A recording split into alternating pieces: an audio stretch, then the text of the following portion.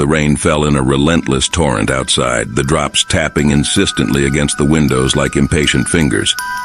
Inside my small, dimly lit apartment, I sat alone, nursing a cup of cold coffee. The flickering candlelight cast eerie shadows on the walls, dancing and contorting in the corners of the room. It was the perfect setting for a quiet evening until I discovered a dusty box tucked away in a corner, forgotten amidst the clutter.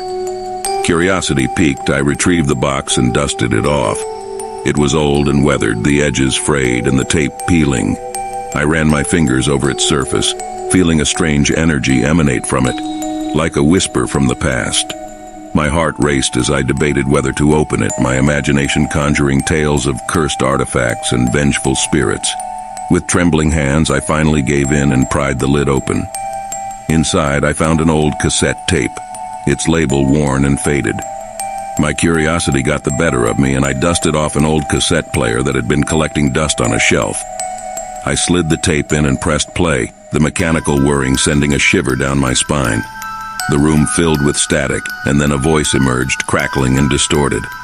"Hello, whoever you are. If you're hearing this, it means you've stumbled upon something you shouldn't have," the voice said, its tone hollow and chilling. I leaned in closer, my heart pounding. Who was this voice, and what had I uncovered? "I can sense you even now," the voice continued. "You're not alone in that room. There are things that exist beyond your understanding, things that feed on fear and thrive in darkness." I felt a lump in my throat, but I couldn't tear myself away from the tape. "The more you listen, the closer they'll get," the voice warned. "They'll start as mere shadows, flickering at the edge of your vision, but they'll grow bolder, more solid as you invite them in." My palms grew clammy, and I glanced around the room, my own shadows now seeming to writhe and twist in the dim light. "Close your eyes and you'll feel their cold breath on your neck," the voice whispered, its words like ice in my ears. "Open your eyes and they'll be gone, only to return when you least expect it." I wanted to hit stop, to rid myself of this eerie presence, but I was paralyzed by a mix of fear and fascination.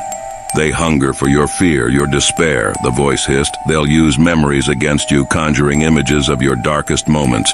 And as you listen, as you let them in, they'll become a part of you." A shiver coursed through me, and I realized that I had become trapped in a macabre trance. The room seemed to close in, the walls lined with unseen eyes. "But perhaps there's a way out," the voice mused, a hint of something almost hopeful in its tone. "If you're brave enough, if you can confront your own fears head-on, you might be able to break free from their grasp." The words ignited a spark of courage within me.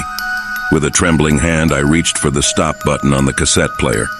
The voice cut off abruptly, leaving the room in an unsettling silence. I exhaled a shaky breath, my heart still racing. I had to admit the story on the tape had been masterfully unsettling, but I refused to let it control me. Days turned into nights, and I found myself haunted by both the tape's message and the shadows that seemed to linger just beyond my line of sight. Every creak of the floorboards, every flicker of the candle sent my heart into a panicked frenzy. Yet with each passing moment, I grew more determined to confront my fears. One evening, as the rain continued its relentless assault on the windows, I stood in front of a mirror and stared into my own eyes.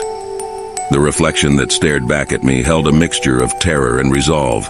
I was determined to break the hold the tape had over me. With a deep breath, I turned and faced the dusty cassette player, its presence a stark reminder of the source of my fear. I pressed play, the same crackling static filling the room. "I knew you'd come back," the voice on the tape sneered. "This ends now," I declared, my voice quivering but resolute. "I won't let you control me any longer." As the voice launched into its chilling monologue once more, I closed my eyes and conjured my own memories, the ones that held power over me. I embraced them, acknowledged them, and gradually, the grip of fear began to loosen. When the tape fell silent, I opened my eyes, half expecting to find myself surrounded by shadows. But the room was empty, and the only sound was the rain outside. Days turned into weeks, and the shadows became less menacing, mere tricks of the light. The box with the tape found its way back to the corner, and I no longer felt its pull. I had faced the haunting echoes of my own fears, and in doing so, I had broken free from their grip. The rain continued to fall, but its once torrential rhythm now held a soothing melody. And as the storm outside gradually subsided, a sense of calm returned to my small, dimly lit apartment. The haunting tape was a reminder that fear could be confronted and conquered, that even the most terrifying echoes of the past could be silenced. And as I moved forward, I knew that I carried with me the strength to face whatever darkness might come my way.